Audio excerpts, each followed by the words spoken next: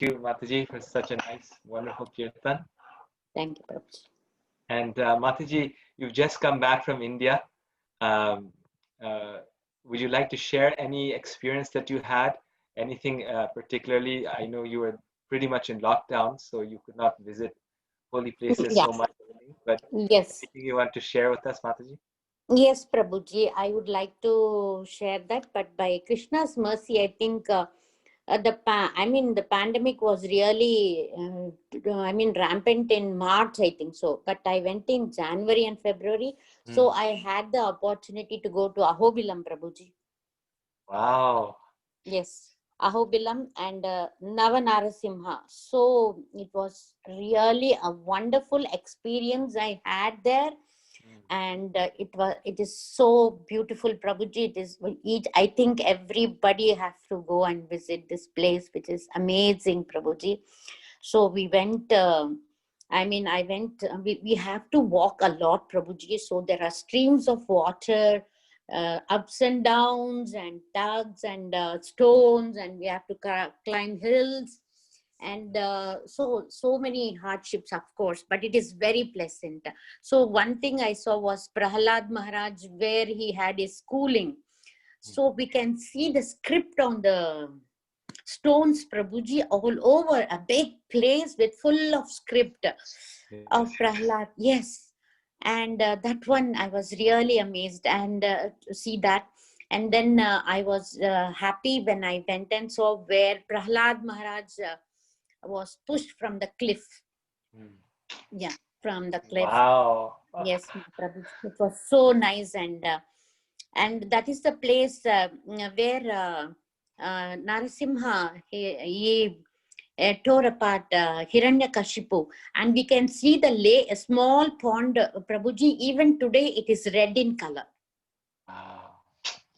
It is, Prabhuji, and I was, oh my God, I thought it was red, and I can see the stamba where he broke apart. He came out from the pillar. So that stamba is the very last one which I was unable to climb there. But only a few people will go there because it's very, very steep. So this was my very good experience for the first time, Prabhuji, and I enjoyed it thoroughly. Wow. So you actually went there to that spot? Yes, I didn't go to that spot, Prabhuji, where it is a long, big pillar. I see. Where, yeah, right. Prabhu, yeah. So that one, Ahobilam Yatra was amazing. So I went with ISKCON people, and it was really, really very good, Prabhuji. So I think you all must visit once this Navam Narasimha. For sure. Actually, in Back to Godhead magazine, many years ago, there was a very large article, like 20-page article on Ahobilam, which for all of you who are here who may not know, this is the pilgrimage place for Lord Nrsingadev. So as Mataji was describing, we've all heard the story of Nrsingadev and how he breaks the pillar and how he kills Hiranyakashipu. Well, where did that happen? That place is Ahobilam. And therefore that pillar is still there, that rock is still there, which is still red from the blood of Hiranyakashipu. That cliff is still there, where Hiranyakashipu tried to push Prahlad off of the cliff. All of those pastime places are still there to this day. And Lord Nrsingadev is very, very dear to the devotees of Lord Krishna. He is Krishna. He is half man, half lion incarnation of Krishna. And so devotees from around the world will go there and visit it. But it's still a little bit of a, you could say, not so well-known pilgrimage place in ISKCON. So many devotees have not gone there. And so that's why, Mataji, your description and remembrance is very special, because it is a little, it's a little confidential, that pilgrimage spot. So. Thank you, Prabhuji. That was the main experience I had. And of course, I had association with other ISKCON devotees. So I had very good time, Prabhuji, with them associating. But after the lockdown, only Zoom classes. Yes. As we have been doing here. You've been doing there, and we've been doing here, Mataji. Yes, Prabhuji, exactly. Hare Krishna. Yes. And so you went to Lord Nrsingadev's place. This is why you survived the whole ordeal. You traveled everything. Krishna protected you. Lord Nrsingadev protected you. So Exactly. yes. Exactly. It was really so good, Prabhuji, though it was a bit hard to walk and to go and climb and all, but I made it. I made it. Wow. Wonderful. So now we will begin with this wonderful remembrance of Lord Nrsingadev. We will begin reading Srimad Bhagavatam, continuing on with our weekly reading of every chapter of the Srimad Bhagavatam. So before we start, we always say one mantra. You can please repeat after me. Om Namo Bhagavate Vasudevaya. Om Namo Namo Bhagavate Bhagavate Vasudevaya. Vasudevaya. Om Namo Bhagavate Vasudevaya. Om Namo Bhagavate Vasudevaya. Om Namo Bhagavate Vasudevaya. Om Om Namo Namo Bhagavate Bhagavate Vasudevaya. Vasudevaya. So today we begin reading from chapter 5.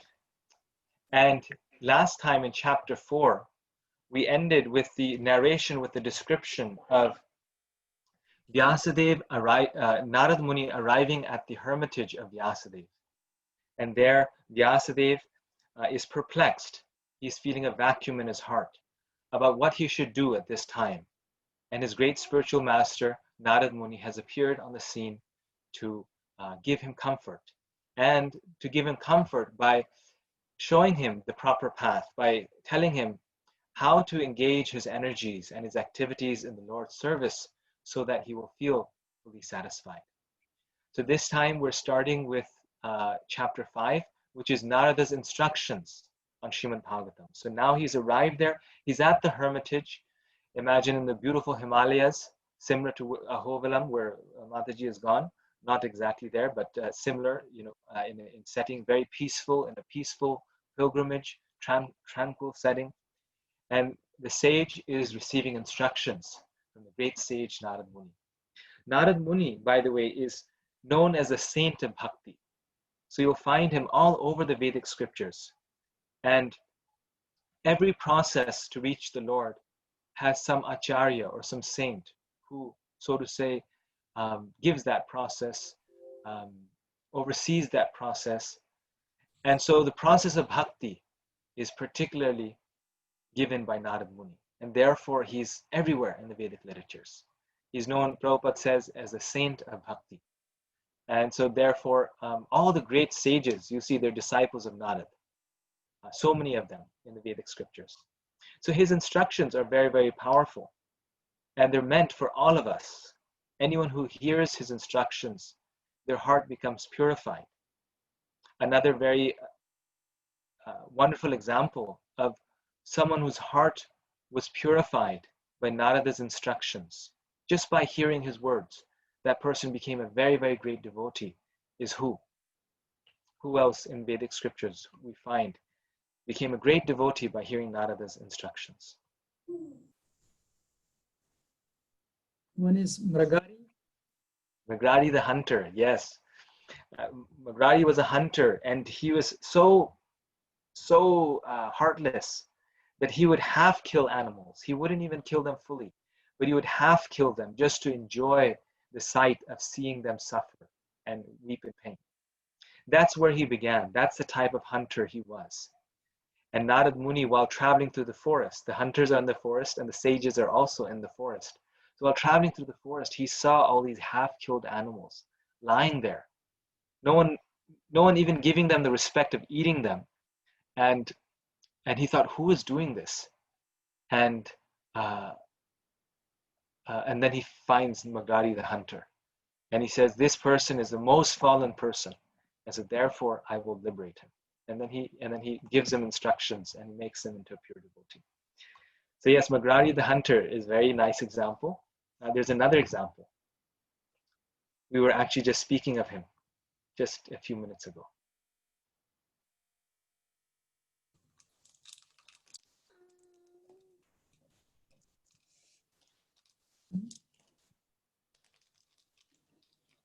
Shamakaruna Mat, you were speaking of him just now.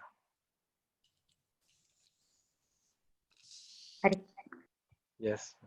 Yes, Prabhuji, did you tell Yes. anything? So there's someone in that story who received instructions from Narad Muni. Who is that? Prahlad Maharaj? Prahlad Maharaj, yes, Prahlad Maharaj. He hears the instructions within the womb of his mother. And Narad Muni, he says in his prayers to Lord Nrsimha, is the one who made him into a devotee, who showed this process to him, who changed his heart in the womb itself. Imagine what a sage he is. I mean, he's a rock star sage, as they say, that he can transform people even within the womb. And within the womb, he gives the instructions to Prahlad and makes him into a pure devotee of the Lord. So when we are reading this narration, we are also associated with Narad Muni. We don't have that association in our physical presence, but we associate with them through their words, by hearing their instructions in the Bhagavatam. So how wonderful these instructions must be, and how seriously we can take them, and how potent they will be on our heart. So now he will start speaking, and we will start reading. So let's take turns reading. I'll start with the first verse. I'll just read the first verse because it'll be nice to recite some Sanskrit. The rest we'll just do the English. Suto vacha athatam sukham asina upasinam brihatshava devarshir praha viprarshim vina pani smayanneva. Suta Goswami said, "That's the sage amongst the gods, Narada, comfortably seated and apparently smiling, addressed the rishi amongst the brahmanas, Vedavyas." Okay, so Narada is about to address him. The next one, Mathura Priya Prabhu, can you read the next translation? Just the translations. Sure, Prabhu. Addressing Vyasdev, the son of Parashar, Narad inquired, "Are you satisfied by identifying with the body or the mind as object of self-realization?" So he's saying that until now, all the Vedas that you wrote, they were identifying the body and the mind as objects of self-realization. They're still on the material level, rituals, things like that, that were not really dealing with the spiritual, the soul. Text number 3, Raj, can you read? Your inquiries were full and your studies were also well fulfilled, and there is no doubt that you have prepared a great and wonderful work, the Mahabharata, which is full of all kinds of Vedic sequences elaborately explained. Those of you who have not seen the Mahabharata on film or have not read it, it's a wonderful, wonderful narration, full with Krishna's pastimes and the pastimes of his great devotees. And it's and just from a mature point of view also, it's such a absorbing epic. So he's also congratulating him that you've completed a very nice work, the Mahabharata, which is meant for everyone. Even non-devotees, they love the Mahabharata, and in this way they come closer to Krishna. Tony, could you read text number 4?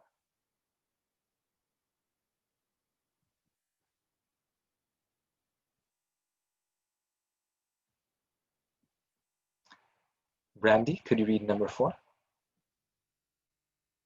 Hare Krishna, yes. You have fully delineated the subject of impersonal Brahman, as well as the knowledge derived therefrom.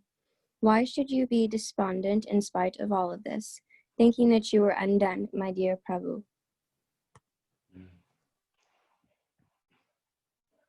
So first of all, Narad Muni, like a very expert spiritual master, is encouraging Vyasadeva. He's saying, well, he starts out with a little joke. You can say, are you satisfied with, identifying the body with the mind?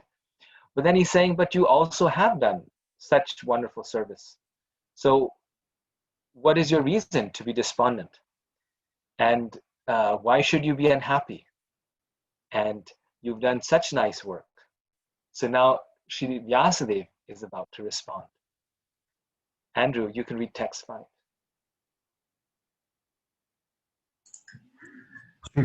Sri Vasudev said, "All you have said about me is perfectly correct. Despite all this, I am not pacified. I therefore question you about the root cause of my dissatisfaction. For you are a man of unlimited knowledge due to your being the offspring of one Brahma, who is self-born, without mundane father and mother." Very nice. And Venkateshpu, can you read number 6?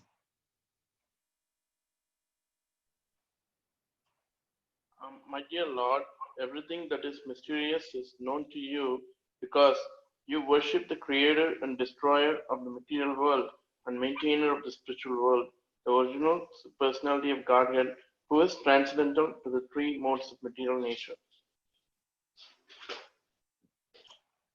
And Raji Mataji, you can read, or Siddharth, whoever would like, can read text 7. Okay, perfect. Like the sun, your goodness can travel everywhere in the three worlds, and like the air, you can penetrate the internal region of everyone. As such, you are as good as the all-pervasive super soul. Please, therefore, find out the deficiency in me, despite my being absorbed in transcendence under disciplinary regulations and vows. Very nice. Mataji, you can read the next one. Thank you, Siddharth. Sri Narada said, "You have not actually broadcast the sublime and spotless glories of the personality of Godhead. The philosophy which does not satisfy the transcendental senses of the Lord is considered worthless."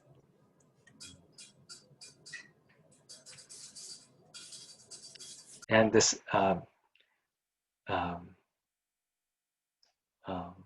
next verse, number 9. Todd, can you read, or I think you're driving? I can read, actually. I'm pulled over. Oh, perfect. Number 9. Although, 9. great sage, you have very broadly described the 4 principles beginning with religious performances, you have not described the glories of the Supreme Personality Vasudeva. Wonderful.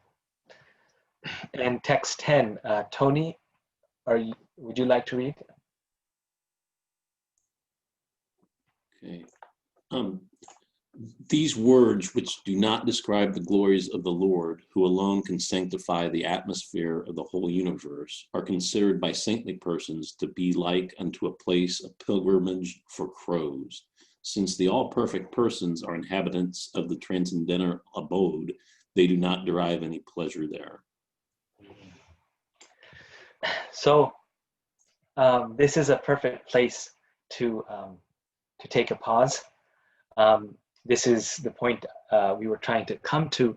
Here, Narad Muni is giving a very powerful metaphor, a very powerful analogy to describe the difference between material literatures and spiritual literatures.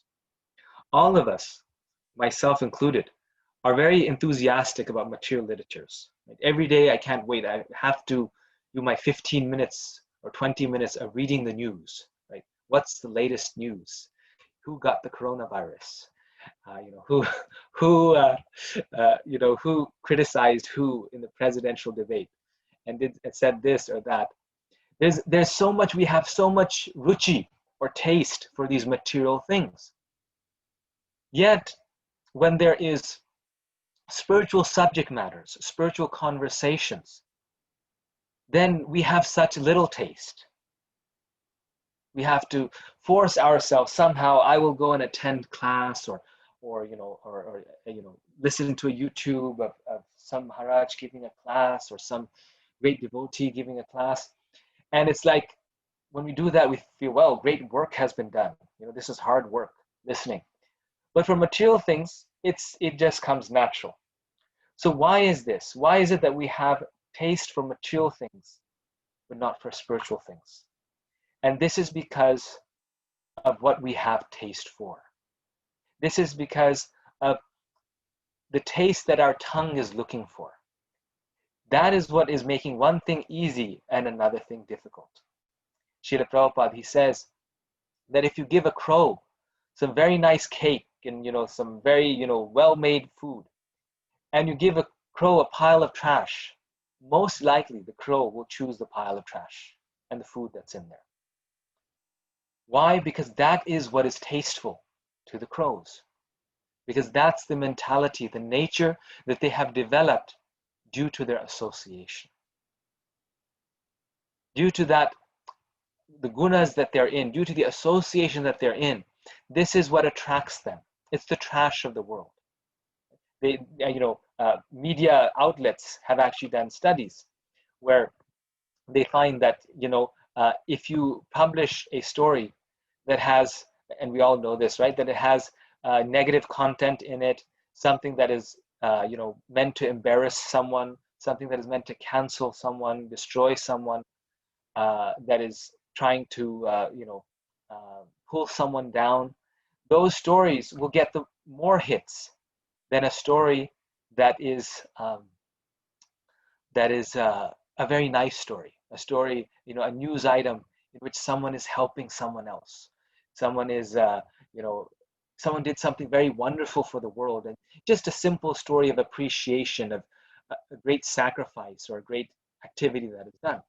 That does not bring so much interest.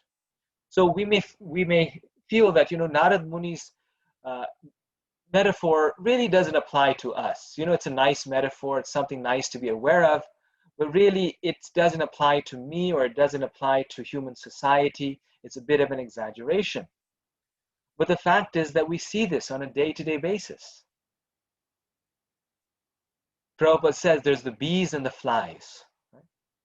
The bees will go searching for honey. Wherever there's honey, that's where they will land. Wherever there's the fragrance of the flower, that's where they will go to. But the flies, he says very explicitly, he says, wherever there's a pile of stool, they will go to that place. Wherever there's a pile of trash, they will go to that place. So the flies, they're attracted to that which is unworthy. And if there's honey, they won't be attracted so much. So in this world, there are so many things in this world. There are so many good and bad things in this world, we find. And they're only good and bad, so much so that we are attracted to that good and bad, right? If we are attracted to the good, then there is no bad. I mean, there's the bad there that we have to help remove, but that badness will affect us very little, because our attraction, our desire is going to the good. There's a famous statement by Roosevelt, President Roosevelt, that he says, don't be afraid to give up something good to accept something great. And so often it might not even be bad, but it's just good. But we're afraid to give up our material attachments, day-to-day things, for that unlimited, never-ending spiritual happiness. And once we receive that taste of that spiritual happiness, the spiritual nectar that comes from glorifying the Lord, that comes from remembering the Lord's pastimes, repeating them, the spiritual nectar that comes in chanting the names of the Lord, then all of this Gramya Katha, or crow conversation, that's called Gramya Katha. This person did this, that person did that. The yip yap is called Prajalpa. All of that will lose the interest. We won't want to spend time in it. It won't interest us, because we'll have so much better things to do with our time. So really, Prabhupada said the solution in this mature world is not solving the problems of this world. Everyone has their sob story, everyone has their sad story. But the solution to this mature world is accessing the higher taste, absorbing ourselves and helping others absorb themselves in the spiritual taste. There's a very beautiful verse that the gopis of Vrindavan say to Lord Krishna, Tavakatham ritam tapta jivanam kavibiri vitum kalmasapaham Shavana mangalam Srimadatam Bhuvigrinantiye Bhuridajana.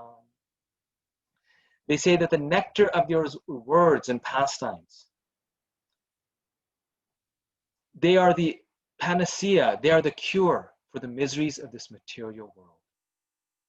And only the nectar of your words and pastimes can cure the miseries of this material world, particularly birth and death. Our main problems in this world are birth and death, disease, old age. Your words, your activities, your pastimes can cure this painful situation in this world. And therefore they say, those who are engaged in distributing that message, they are most munificent. They are the best, not because they have some special badge, but because they're engaged in the work of sharing that nectarian spiritual message with everyone. And who is saying this? It's not some, someone on the, who's trying to find a spiritual path. No, it is the gopis of Vrindavan, the highest, the greatest devotees of the Lord. They are saying, they are glorifying those who engage and who distribute this process of transmitting the sublime messages of the Lord. So how wonderful they must be, how wonderful they are. And if we also dive into this nectar of Krishna's activities and pastimes, whatever problems we have in our life, they become minimized. They're still there, but they become minimized. Vishwanath Chakravarti Thakur, he says that how the ocean, the ocean of Krishna's pastimes is like a vast ocean. So all the narrations of Krishna's pastimes are a vast ocean that has no bottom. It's a vast ocean that is bottomless. And he says, if you get one drop of that nectarian water, then that drop will have so much ecstasy in it, so much pleasure in it, that we won't be able to fully appreciate that one drop, he says. He says this at the beginning of his 10th canto commentary on the Srimad Bhagavatam. Actually, his commentary on the entire Srimad Bhagavatam. And he mentions this, that if we get one drop of this nectar, then we won't even have the capacity to fully taste that one drop. There will be so much pleasure, so much ecstasy. Just yesterday, I was talking to a devotee who had cancer. Now she doesn't, but she had stage 4 cancer, and she's recovered from it now, very mystically actually, because all the doctors said that she had a year to live, and she's now cancer free, but still all the bones in her body, they pain, and she constantly lives with a very bad headache, and of course the cancer could come back also. There's also a possibility. And after speaking to her, I was actually thinking in my mind that we get so worried about this. I get so worried about the small things of this world. This house, some problem in it, and this tap is not working, or what is my boss saying at my work, or where do I need to go and visit? We become so engaged in the small things of this world. But when talking to her, it's like, wow, just the fact that we have life and we have the energy right now to make something of it, to find a solution to this cycle of birth and death, that is the most important thing. Not the little things of this world that keep us busy at all times. Not the Gramya Katha, the Prajalpa, this small talk of this world. In the material world, it's a great art to chit-chat. It's a great technique, and some people are very expert at it. You may know this. Like, they know how to do social talks and chit-chat. And if you can do that, you become very famous in society. Every week, they're talking to their friends, and it's just like they're really sociable people, and they're really into society and friendship and love, and they're glorified in this society. But the scripture's vision is different. Okay, we're a very expert crow, just like the crows, they all congregate on the trees, and they have the big convention. You've all seen that. Now here there's not so many crows, but you've probably seen birds. They all go, hundreds of them go on one tree, and they'll have a huge convention. And someone will say something, someone else will say something. So it's like this. All these academics, they come together in these big conferences, and they have these big conventions. And someone's saying this, the talks of this world, this talk, that talk. But the Bhagavatam here is challenging us. It's saying what is the use of these topics? Who became eternal after all of these topics? Who overcame death after all these topics? And therefore, the real topics are the spiritual topics. Any topics that are spiritual, but topics that are meant for our eternal spiritual benefit. And the Bhagavatam assures us that this book only has spiritual topics. And that's what makes it special, as we will see. Narad Muni specifically requests Vyasadeva that don't discuss anything about mundane religiosity, about politics, about sociology, about all these things. Discuss only about the Lord. And that will be our success. Along with this, I should mention that there's one more point, that topics that are, so to say, material, like science, poetry, philosophy, if they are engaged in the Lord's service, then Srila Prabhupada says those also become Harikatha. So let's say someone is a great scientist and they're studying the world, and through their science, like Isaac Newton, we had discussed some time back, through that science they're trying to glorify the Lord, then that is also Harikatha. So, but the point is that all the words, when they're engaged in glorifying the Lord, then they become very, very valuable. Then they become our best asset. Otherwise, they're simply taking away our life. They're simply reducing our lifespan with no good aim in mind. So there's forms of prajalpa where we engage in conversation, material conversation, but there's also other forms of prajalpa that we don't realize as prajalpa sometimes. One example is television, right? Watching TV. So they say the average American family watches 4 to 6 hours of TV every day, television. A lady who lives on the street where I live, she was telling me that she has 5 TVs in her house, 5 televisions. So that 4 to 6 hours is Gramya Katha, it is prajalpa.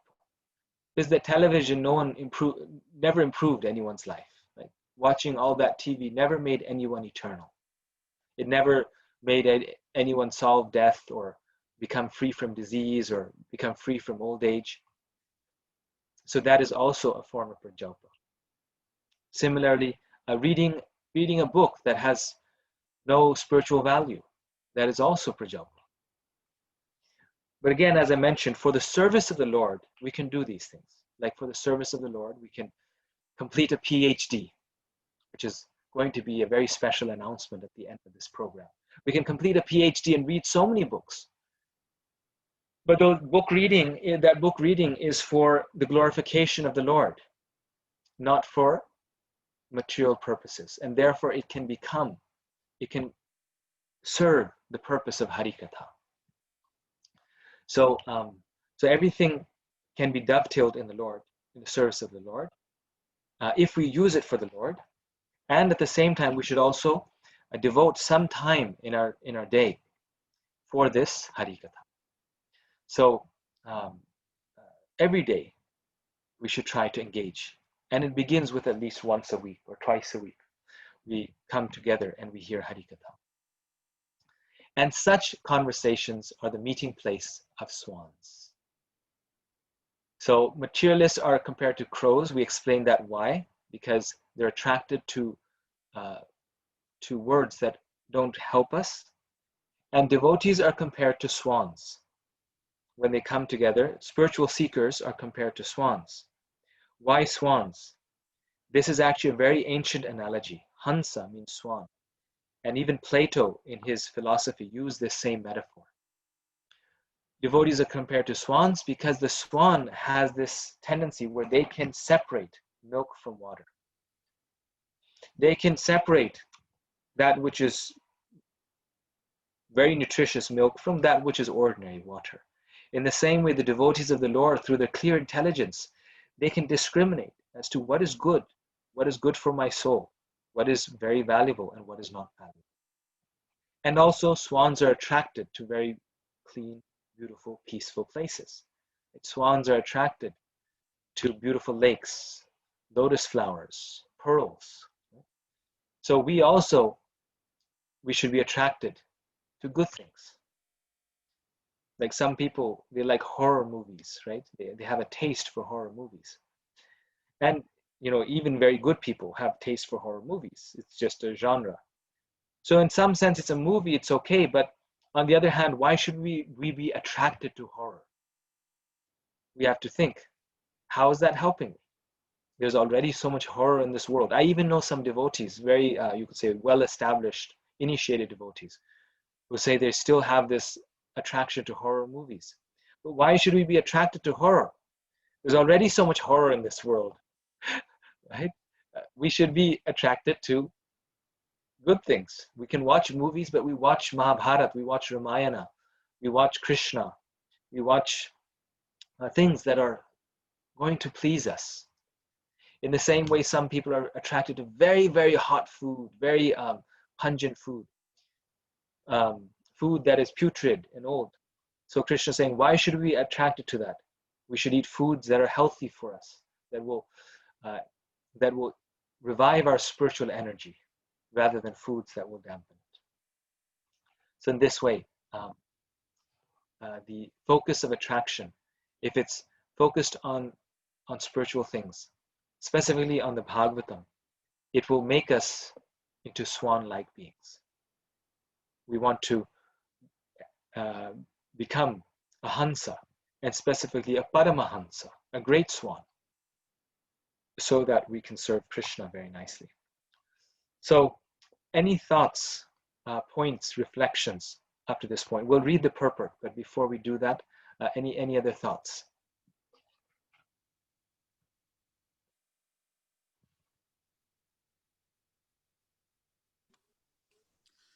Prabhuji, one question or comments I have. So when Narad Muni is saying about the other literature, so are they saying including Mahabharata also? Because you mentioned that you already... No, actually, that's a good point. That Narad Muni wants him to write a literature that has, as I mentioned, if anything is engaged in the service of the Lord, it becomes Krishna Harikatha. It can become Harikatha. But still, we also want to have it in its purest form. You could say in a form that has no adulteration in it. It's not mixed with anything. So that is the Bhagavatam. Other books are also good. But he's saying that this Bhagavatam, make it such that it is only Nigamakalpataror Galitam Phalam, Vivata Bhagavata Salyam. So it is the ripened fruit, it is the essence of all knowledge. There's no politics mixed in it. There's no social theory mixed in it, like the Mahabharata. And Mahabharata has spiritual narrations, but there's also political theory there, because it's between the kings. There's also, social history there. So in that package, Vyasadeva is giving the medicine, just like a parent will put medicine inside the sugar and then give it to the child. And that's what the Mahabharata is. But this Bhagavatam is just the medicine in the purest form, which is actually very sweet, but we don't have that taste sometimes. Thank you, Prabhuji. Got it. Hare Krishna, Prabhuji. Hare Krishna, Mataji, yes. And even I've heard, I don't know whether it is, I heard that Vyasadeva, he compiled so many Vedas and he wrote all the scriptures, everything. But he was not satisfied, it seems. So he was feeling very bad, I'm not satisfied though I have written. So he asked Narada Muni that what is the reason. So Mm. in this aspect, he tells that Narada Muni tells him that because you have written all these things, but you have not written the past times and the glorification of the Lord. So Bhagavatam is the best thing. So only then he started writing Bhagavatam. That's what I heard from one of the lectures, Prabhuji. Is it? Yes, and that's exactly what's, yes. See, in chapter 4, we read Vyasadev's despondency, exactly like you're describing. Vyasadeva was so unhappy, he was despondent, his heart was breaking because of feeling dissatisfied within his heart. And then in this chapter, Narad Muni is saying exactly what you're saying, where he's telling Vyasadeva, which we still haven't gotten to that point where he directly tells him, he says that your despondency is due to not directly describing the glories of the Lord. You have described indirectly, but you have not directly described. It's just like, to use another example, Lord Jesus Christ, he said that the kingdom of heaven is there waiting for us. But when his disciples asked him, please describe to us what that kingdom of heaven is, Jesus said, I'm not telling you right now because you're not ready. So he said that it was there. He said that it's definitely there. And he directly gave the process of achieving the Lord. But how exactly God looks and how his spiritual kingdom is, what are the people there, and how does the landscape look, those things he didn't tell them, because he himself says in the Bible, you're not ready right now. So all the spiritual books are giving the same message, but they're giving it to different degrees of detail. One can become a pure devotee of the Lord by following the Bible purely, by truly following it very nicely. We can become a pure devotee of the Lord. Prabhupada said this very clearly. But because there's less detail, because the process described is the same. Jesus said, hallowed be thy name. We say, chant Hare Krishna. The process is the same. But because the detail is less, it's sometimes more difficult to ascertain that process through that teaching. And it's difficult to know about the spiritual world, how it actually looks, because it's not described there. So the Bhagavatam, what it's trying to do, Bhagavatam starts out by saying this, that there's truth everywhere and in all these literature, but the Bhagavatam is trying to give the most detailed and direct form of that truth. So the Srimad Bhagavatam actually describes how does the spiritual world look, how does God play with his friends, who are his parents, how are the trees there? They're Kalpa Vriksha trees. That's what the Bhagavatam is doing. It's giving more detail, and it's giving that knowledge, which is the summum bonum, very directly, in a very clear and direct form.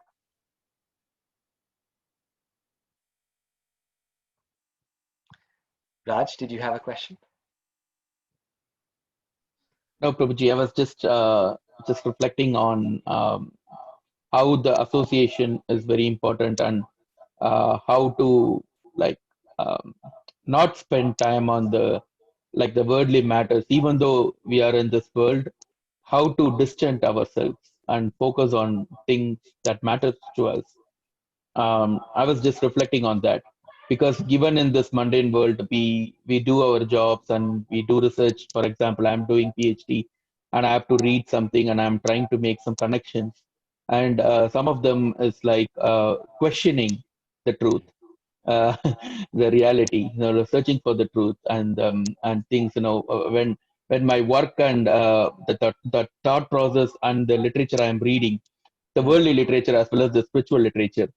So how can I just incorporate all these things, like how to use spirituality as a critical lens in whatever I do? This is what I am looking for a long time, searching for answer, and how to make the living, which is very relevant, very useful, and also not interested in the worldly matters. I think by listening to these lectures, I can ponder more and reflect more and try to find a path. That's what I'm thinking right now. I don't have a question right now, but it is more questions within myself.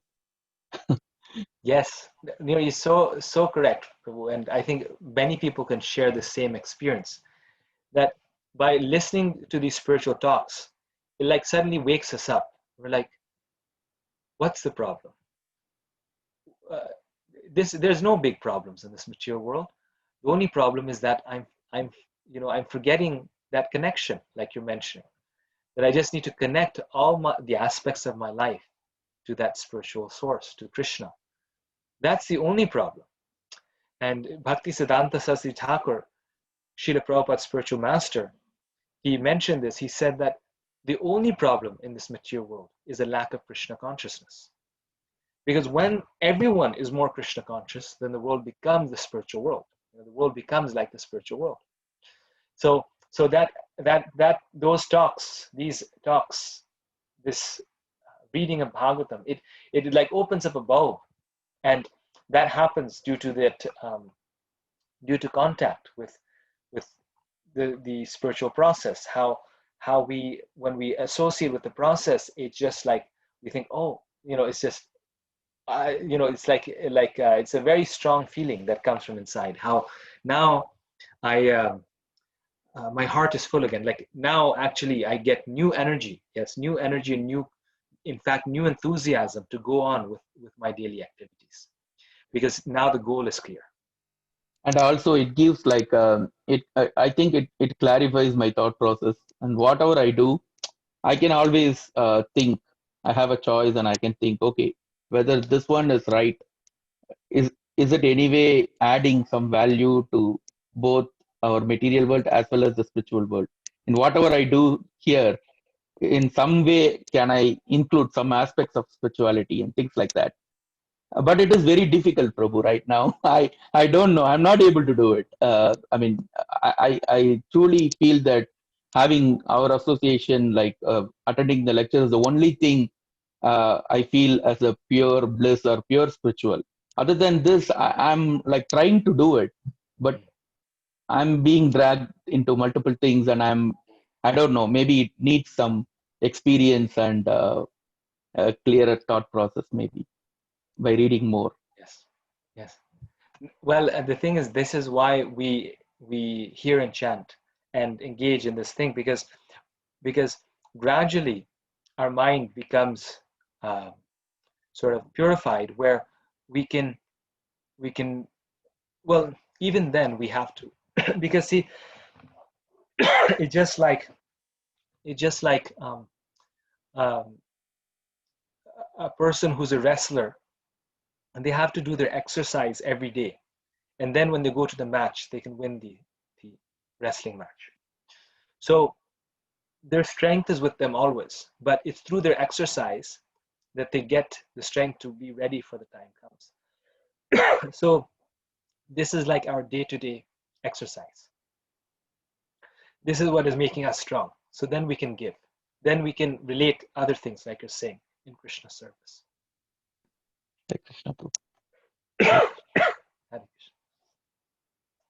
Other comments?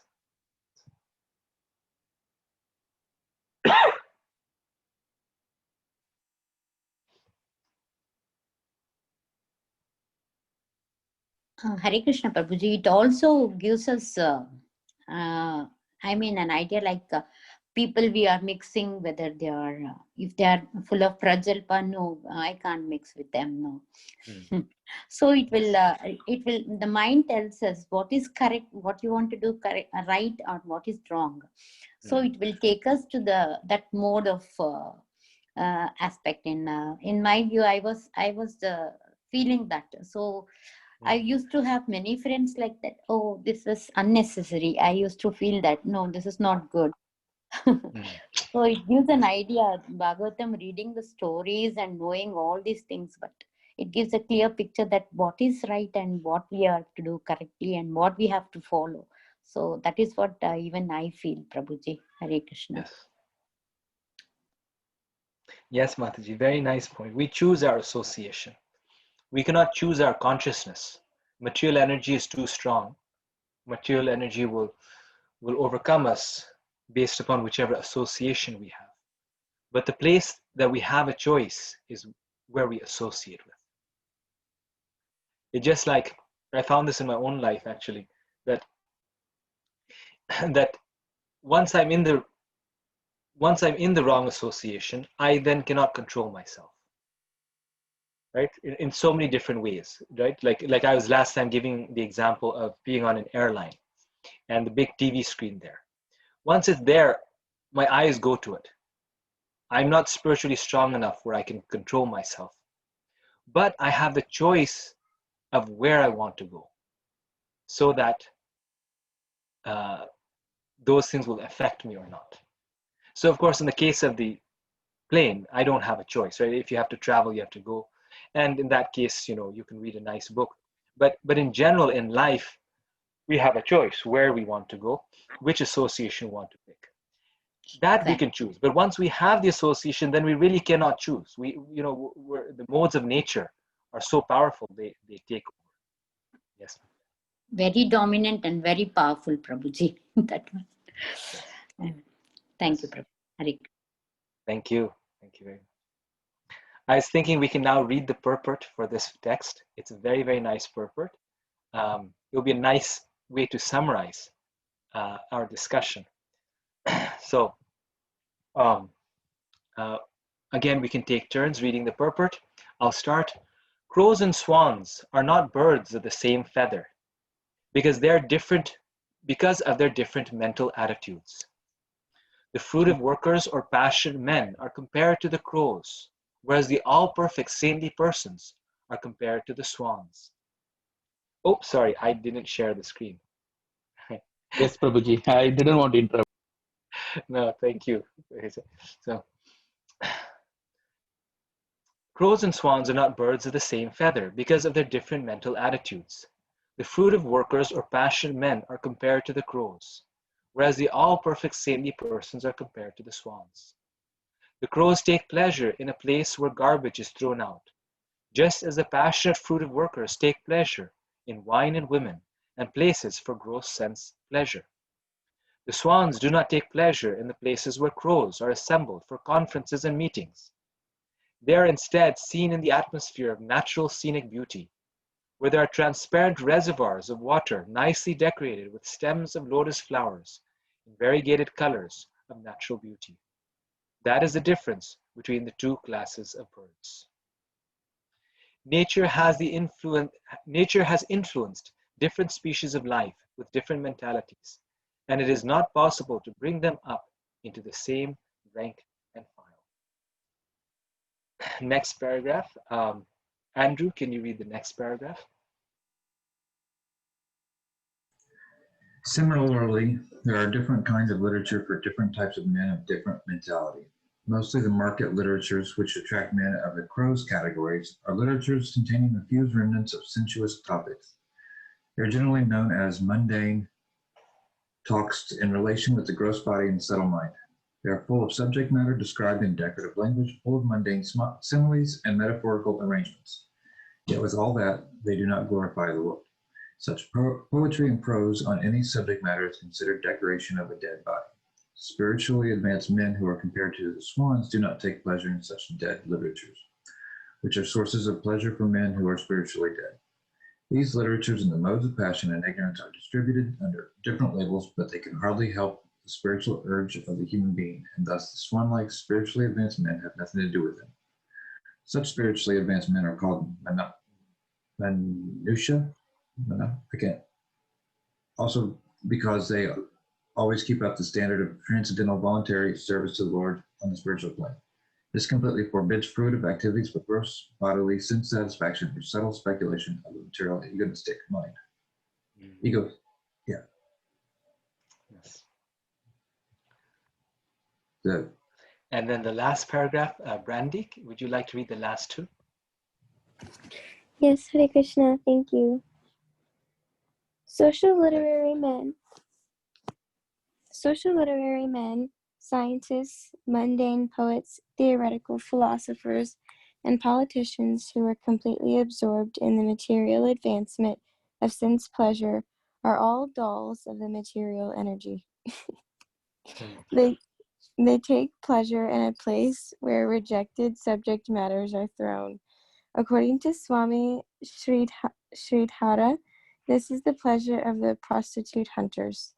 But literatures which describe the glories of the Lord are enjoyed by the Paramahamsas who have grasped the essence of human activities. Very nice. Thank you. Andrew, would you have any comment on the paragraph that you read? Any reflections, thoughts you want to share? Or on anything else? Well, not really. I mean, part of it is there was a question I had someone ask in a different class earlier this week, and it says the same lines of why even have why Maya? I mean, when you're reading that about materialistic, reading the magazines that are decorating a dead body, why Maya at all? That's a very nice question. Why is it that Krishna has even given us Maya, this material energy? Is that what your question is? Yes. Yes. Why is it there even in the first place? And this question is actually asked in the scriptures themselves, in the Vedanta Sutra, for example, itself. And the answer is that what they give there is that Maya, the material energy, is actually an energy of the Lord. It's actually one of the energies of the Lord. So it's manifested by the Lord, and Krishna has manifested this material energy to give a place for those who want to be controllers, masters, and you could say who want to be playing that role, which is unnatural to them, to give them a place where they can be false Krishnas, so to say, false gods. Why? Because every there's a Krishna bhulya ji vancha kare, that every living entity has different desires. Different living entities have different desires. All of us have desires. To desire is to live. There's no life without desire. We cannot give up desire. Even in the Buddhist tradition, which is very much focusing on giving up desire, Buddha realized that you cannot give up desire. So what they say is give up all extraneous desire, give up unnecessary desire. But desire is what makes us. And based upon our desires, Krishna is providing different atmospheres where we can fulfill those desires. For example, souls that are born in this age, the age of Kali Yuga, they actually have very quote unquote gross desires. Gross in the sense of as opposed to subtle. They have physical desires, gross desires, and it can also mean gross in terms of gross. Like the example that we were giving watching horror movies. Right? It's a little gross, but people have desires to do that. So the way that we will progress spiritually and become free of it is if we do get some opportunity to try to fulfill those desires. And when we fulfill them, then we feel a sense of frustration, dissatisfaction, and then we start to give up that desire. Like there's a famous story of Pingala, the prostitute in the Bhagavatam. And she is a professional prostitute who in previous ages were actually well respected. I mean, that was their profession. They used to do it they used just to do it in that way. The story of Pingala is there in the Bhagavatam, in the 11th canto. And she was looking for a client. And one day, she was waiting for hours and hours. And the clients never came. There's no client that came.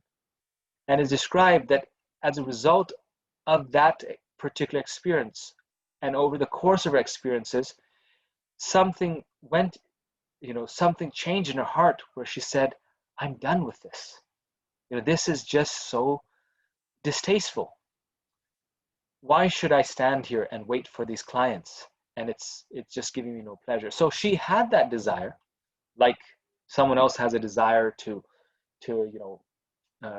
eat hamburgers and cheese and eat a lot of them and a lot of this. She had that desire, and it was, so to say, a more sinful desire, but nevertheless it was a desire. And by going through that experience, she got purified of that desire. And then, due to then further association with devotees of the Lord, she then becomes a very, very advanced devotee, a pure devotee of the Lord. She has that transformation where all of a sudden her past doesn't matter at all. It didn't matter if she was a prostitute or she was a princess or she was a queen. She gave up that desire completely. And due to the association of the devotees, she becomes a very, very great devotee of the Lord. So this Maya, this material energy, is given there so that the living entities who are all unique, who have different desires, and in some ways that's what defines them, is their will, is their free will. They have an opportunity to learn through what is called the school of hard knocks, so to say. To learn through this school that Krishna's made, try to fulfill those desires, get frustrated, and then realize, no, I don't belong here. This is not what I want. I want spiritual things. So it's to maintain our free will and then to give opportunity to the free will to gradually and also rapidly come back to Krishna. Any further thoughts on that? Not sure if I completely answered your question. No, thank you. Yeah, you did. Okay. Thanks. Yes. So all the experiences in our life are actually very valuable because they're making us into better people. The purpose of Maya, this material energy, is actually to make us into better people. They say the prison house is a correctional institution, right? So theoretically speaking, that experience is meant to make a person to a better person. So similarly, the material world is imperfect, but God is perfect. So how can an perfect God make an imperfect world? Well, it's said that it's perfect for its purpose, in that it's the ideal place, it's the ideal school where anyone who goes into it will come out the ideal person. And that's why the devotee really doesn't make distinction between good and bad, and doesn't really dismiss anyone or put, intrinsically does not condemn anyone. Because at the end of the school, at the end of that roller coaster, so to say, everyone's going to come out a good person. But in the meantime, we have to get the hard knocks. In the meantime, a criminal has to be punished. Not because they're fundamentally evil, but because they've done wrong. And that's how they will learn, through that punishment. And so therefore, punishment is necessary, but at the same time, our vision of seeing everyone as a pure eternal soul is also necessary. Realizing that at the end of that tunnel, they're going to be as good as I am. I'm going to be as good as they are. So that's the vision of the Vidya Vinaya Sampanna, of the sage that Krishna describes in the Bhagavad Gita.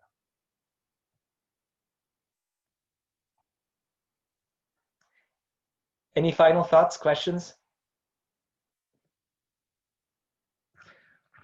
Okay, so at this point, just want to make a very special announcement.